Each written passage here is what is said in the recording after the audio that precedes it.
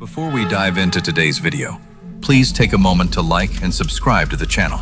Also, I'd love to know more about our community.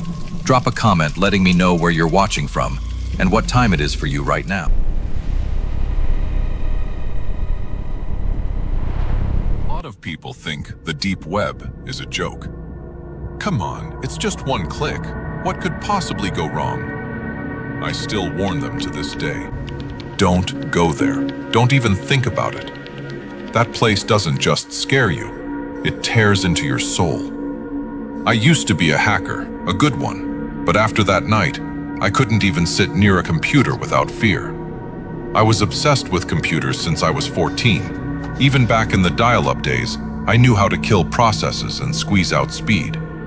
By the time I was 23, I was at the top level, accessing hidden directories, regularly exploring the dark net.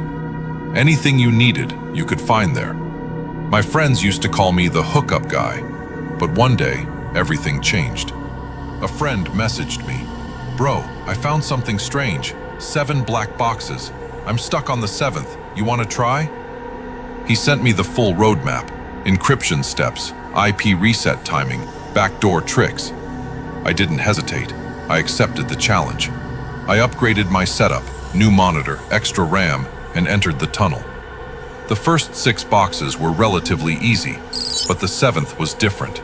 It felt alive. Every mistake kicked me out instantly. For 45 minutes straight, I kept trying, my eyes burning, my hands shaking. Then finally, I cracked it. Inside, there was only one link, WTTMH. I clicked it without thinking. The page took time to load. In the background, faint carnival music was playing, so low you could barely hear it, but somehow my heartbeat started syncing with it. Then the screen changed. Bright red letters appeared. "Welcome to the Shadow Circus." A chat box opened below. "Welcome, where thrills go deeper than your dreams. Would you like a guided tour?" I typed, "No." The reply came instantly. "Then you know the rules, right? Special event tonight. You came through a guest voucher, didn't you?" My chest tightened. How did it know? It listed the rules. Membership only, strict warnings, IP logging, and one line that didn't feel like a warning, but a threat. "We are not responsible for any physical, emotional, or psychological damage." Then it sent an event link. I clicked it. The screen turned into a theater. Red curtains, faint audience sounds, coughing, whispers. It all felt too real. The chat slowly filled up, people greeting each other like this was normal. I stayed silent, watching as anonymous. Then the curtains opened. A man walked onto the stage.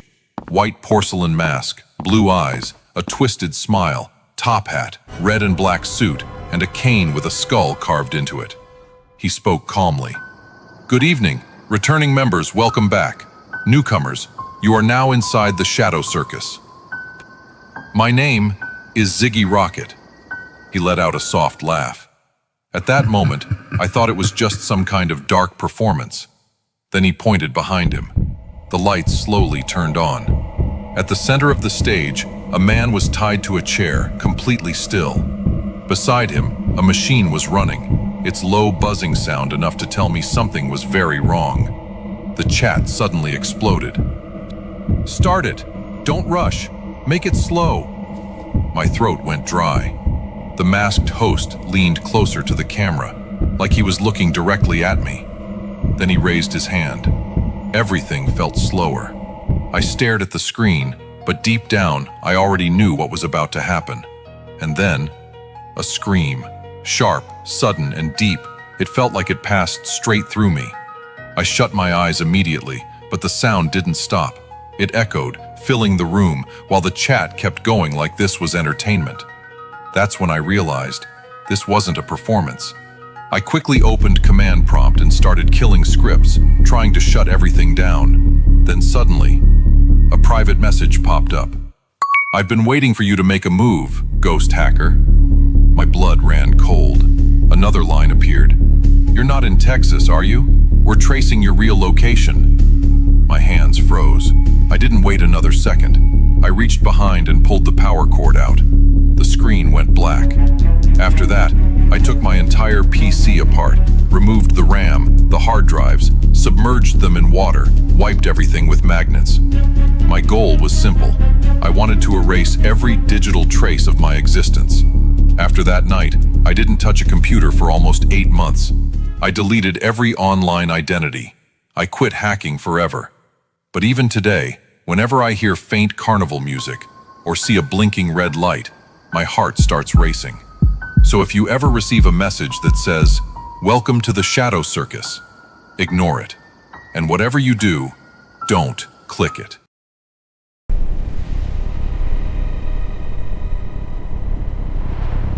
It was 2019. I was 21 years old at the time, and my life felt completely aimless. My routine was simple: stay home all day and wander through the darkest corners of the internet all night. I had heard about the Tor browser, that hidden part of the web where normal people never venture. One night, I had smoked some weed and was pretty out of it. My friends sent me a link titled The Final Solution. I thought it was just some weird, edgy game. I clicked it. An old-fashioned interface opened up with a single question: whom do you want to erase today? In my high state, I didn't realize the gravity of what I was doing. Only one name kept echoing in my mind: Chris. The same Chris who made every single day of my high school life a living hell. In a moment of drunken spite, I uploaded his name, his old address, and a photo of him. Then a button appeared: Place order. I laughed, thinking it was a prank site. I clicked it. Immediately, the screen flashed: order received, payment $15,000 or life debt. I didn't have Bitcoin, so I clicked life debt, thinking this was all just some movie-like nonsense. The screen went blank, my laptop restarted, and I passed out, telling myself it was just a drug-induced nightmare. The next day, everything seemed normal. But that evening, I saw the news and my blood ran cold.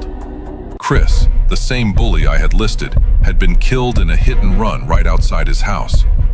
Witnesses said the car was completely silent and had run him over multiple times. My heart started racing. I opened my laptop to check the site, but it was gone. My history was wiped. Then, an email notification popped up. There was no sender name, just a photo. A photo of me, taken through my own webcam while I was placing that order. Below it, it simply said, "Job done. Now, where is the payment?" I replied in a panic, telling them I had no money. The response came instantly: "We told you, life debt." That same night, the power in my house suddenly cut out.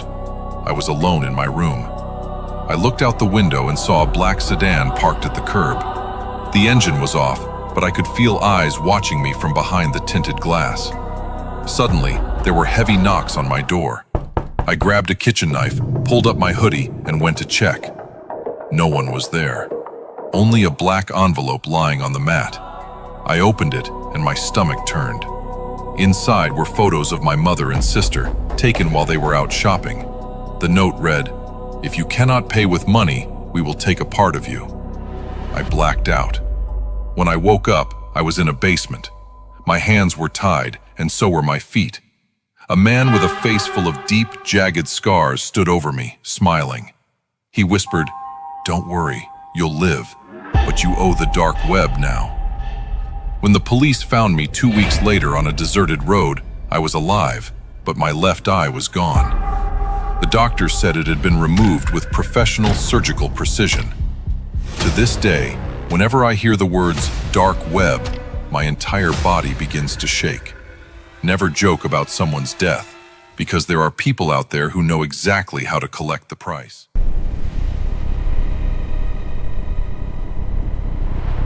My name is Carter. Back in 2017, I was just an IT student working night shifts in a small, isolated server room. The place was always quiet, so to pass the time, I used to browse deep web forums looking for new security tools. One Wednesday night, around 2:50 a.m., I came across an old directory known for encryption codes. While scrolling through it, I found a file named watchme.exe. Under it, there was a single comment: "Only open this when you are alone." I didn't think much of it. I assumed it was just some edgy hacking tool or maybe a creepy puzzle game, so I downloaded it and ran it on my old laptop. The moment the software launched, my screen turned completely white. There was no sound, no menu, just a small text box in the center that read, "Permission granted to access your world."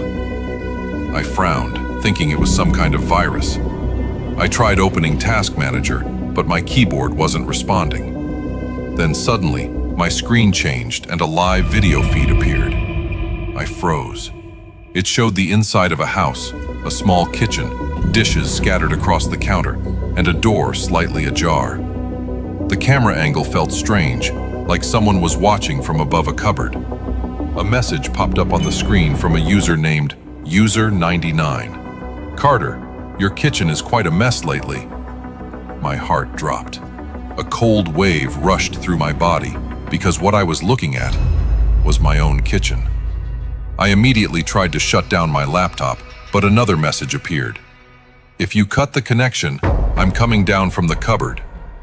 My chest tightened. My house was 10 minutes away, and my wife and daughter were inside, sleeping. Then suddenly, my webcam light turned red. Another message appeared. "We see you in the server room, and we are inside your home. Let's play a game.